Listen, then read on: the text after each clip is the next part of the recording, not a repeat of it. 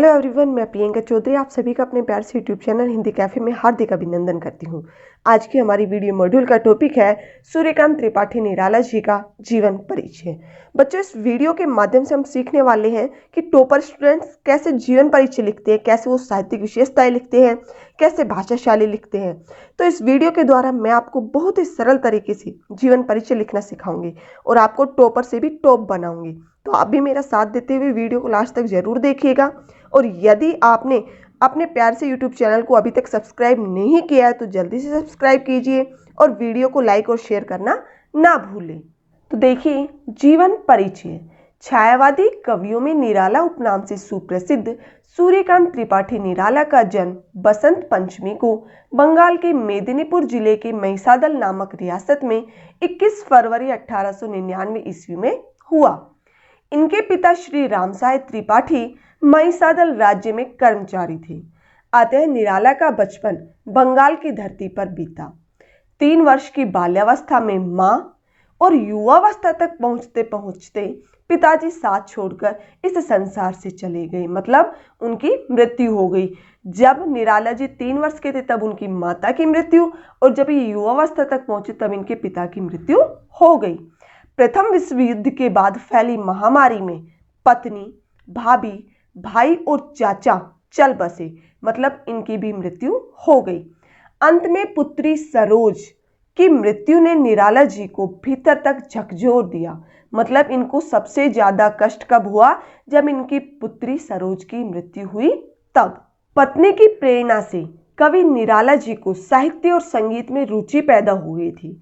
रामकृष्ण परमहंस और विवेकानंद की विचारधारा ने निराला जी पर विशेष प्रभाव डाला।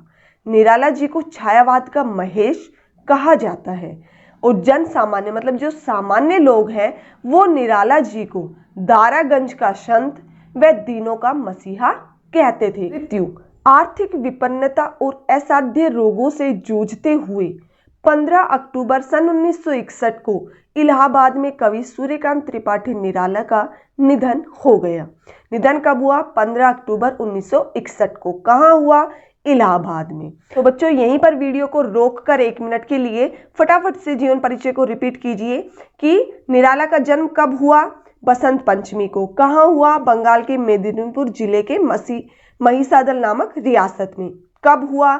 21 फरवरी 1899 ईस्वी में। इनके पिता का नाम रामसाय त्रिपाठी, जो कहाँ थे, क्या कार्य करते थे? महिसादल राज्य में कर्मचारी थे। इनकी माता का निधन कब हुआ? 3 वर्ष की आयु में, और जब ये युवावस्था तक पहुंचे तब इनके पिता की मृत्यु हो गई। फिर प्रथम विश्व युद्ध के बाद जो फैली महामारी थी उसमें पत्नी, भाभी, भाई और चाचा सबकी मृत्यु हो गई, और सबसे लास्ट में जो इनकी पुत्री थी सरोज, उसकी मृत्यु जब हुई तो उनकी मृत्यु ने निराला जी को भीतर तक झकझोर दिया, मतलब सबसे ज्यादा दुख हुआ। तो इस प्रकार से जब धीरे धीरे सबकी मृत्यु हो गई तो सीधा सा है कि इनका जो जीवन था वो बहुत ही कठिनाइयों से गुजरा था। लेकिन जो उनकी पत्नी थी, उन पत्नी की प्रेरणा से कवि निराला जी को साहित्य और संगीत में रुचि पैदा हुई थी, और ये रामकृष्ण परमहंस और विवेकानंद की विचारधारा से ये निराला जी बहुत ज्यादा प्रभावित हुए थे, और निराला जी को छायावाद का महेश, दारागंज का संत और दीनों का मसीहा कहा जाता है। क्लियर? तो बच्चों, आपने देख ही लिया होगा कि जीवन परिचय हमें किस प्रकार से लिखना है। हमें डबल पेन यूज करना है और पैराग्राफ भी चेंज करना है। अगर कंटिन्यू आप एक ही पैराग्राफ में लिखते हैं तो जो अट्रैक्शन एग्जामिनर का वो बिल्कुल भी नहीं होगा, और मृत्यु को बिल्कुल अलग से पॉइंट बनाकर लिखना है आपको। ठीक है? अब देखिए, जो प्रमुख रचनाएं होती है वो किस प्रकार से लिखनी है। देखिए, आधुनिक हिंदी साहित्य के विकास में निराला जी का महान योगदान है। इन्होंने साहित्य की विविध, मतलब अनेक विधाओं पर सफलतापूर्वक लेखनी चलाई है, मतलब इन्होंने अनेक विधाएं लिखी हैं। उनकी प्रमुख रचनाएं निम्न प्रकार हैं। अब आपको किस प्रकार से लिखना है? इनके काव्य संग्रह को अलग लिखना है, इनके उपन्यास को अलग लिखना है और कहानी संग्रह को अलग लिखना है। तो देखिए, काव्य संग्रह इनके कौन कौन से हैं? अणिमा, अपरा, अनामिका, बेला, परिमल, गीतिका, कुकुरमुक्ता, तुलसीदास, नए पत्ते, गीता गुंज, अर्चना, आराधना आदि।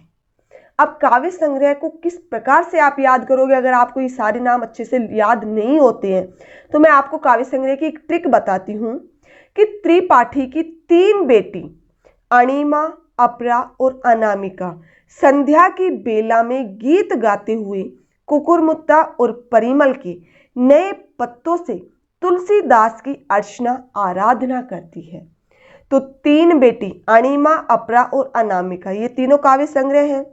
संध्या की बेला में, बेला से बेला, गीत गाते हुए, गीत से गीतिका और गाते हुए से गीता गुंज, कुकुरमुत्ता से कुकुरमुत्ता, परिमल से परिमल, नए पत्तों से नए पत्ते, तुलसीदास से तुलसीदास, अर्चना से अर्चना और आराधना से आराधना।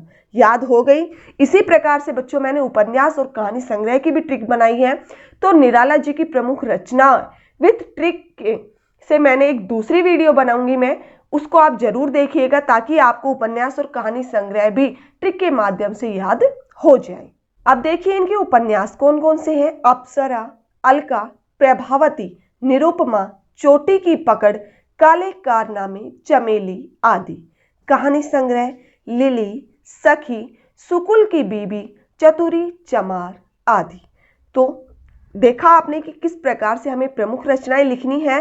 बिल्कुल अलग अलग पॉइंट बनाना है, काव्य संग्रह का अलग, उपन्यास का अलग और कहानी संग्रह का अलग।